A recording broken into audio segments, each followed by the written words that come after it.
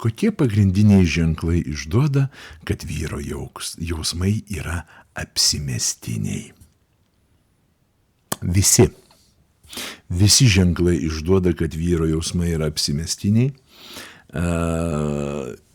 Visi vyrai, aš jau kartosiuos iš tikrųjų, jeigu ten ankstesnius video pasižiūrėsit, šitas teiginys yra ne pirmą kartą iš mano lūpų einantis. Visi vyrai yra povai. Povas, įsivaizduojat, koks tai paukštis, ne? Tai paukštis, kurio labai didelė uodega, spalvinga, ten tokie vėduoklė, realiai kažkur tai nuo metro iki 1,5 metro ilgios plunksnos. Labai spalvingas paukštis. Labai gražus. Ir mes vyrai, mes povai. Mes ir apsimestiniai, ir melagiai, ir ko tik tais neprikuriam, žodžiu, ten, padėk Dieve. Bet jūsų darbas, mielos merginos, tai pamatyti mus ir be plunksnų.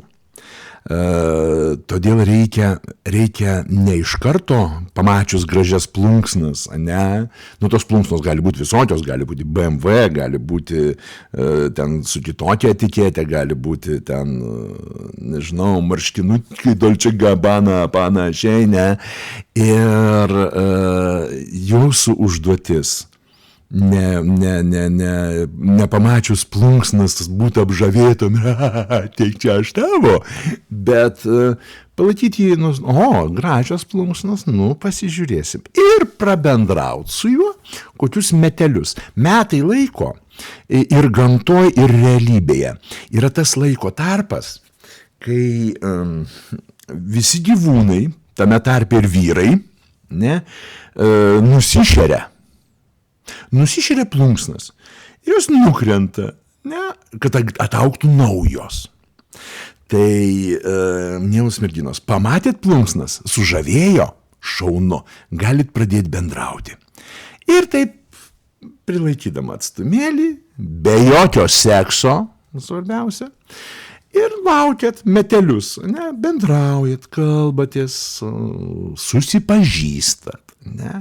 Ir plunksnos nukrenta, jūs tada susipažįstat jau visiškai su tikru vyru ir tada jau galėsit net nebeklausti, ar jo jausmai yra apsimestiniai ar tikri.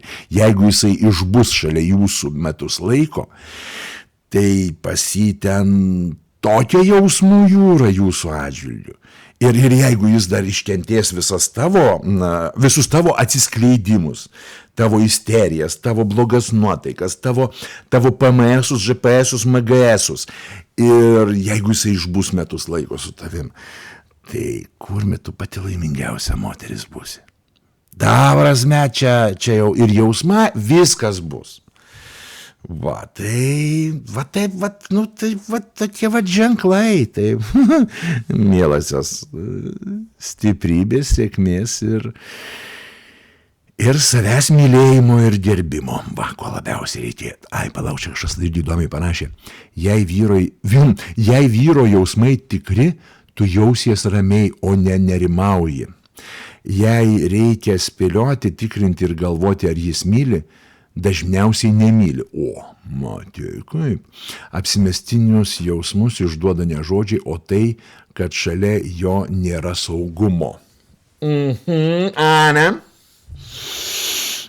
Pagalvotim. Visų pirma, ar tu jautiesi ramiai, čia priklauso nuo moters aplamai,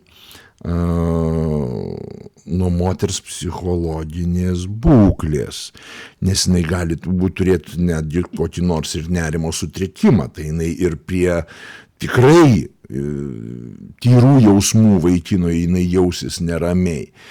Jei reikia spėlioti, tikrinti ir galvoti, ar jis myli.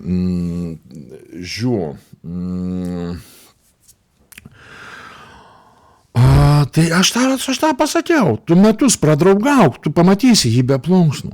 Nereikės net tikrinti ar galvoti. Ta prasme, savaime atsiskleis.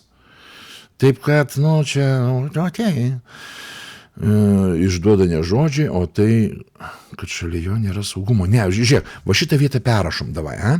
Apsimestinius jausmus išduoda ne žodžiai, o veiksmai.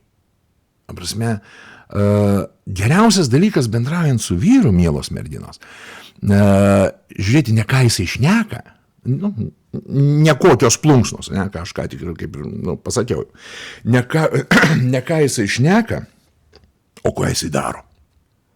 Ne? Ką jis daro, viskas. Šnekos vyrui šnekėt, kad gaut sekso. Bože moj, čia yra kaip, mes gimė šnekėt. Mes gimė gražiai šnekėt, kad gaut sekso. Va taip, ir jūs turite tai žinot, mielosios. Na, žodžiu, tausokit save ir ieškokit vyro savo vaikų tėvo atsakingai. Ir viskas bus normaliai. Čia paprasta, kaip 2x2.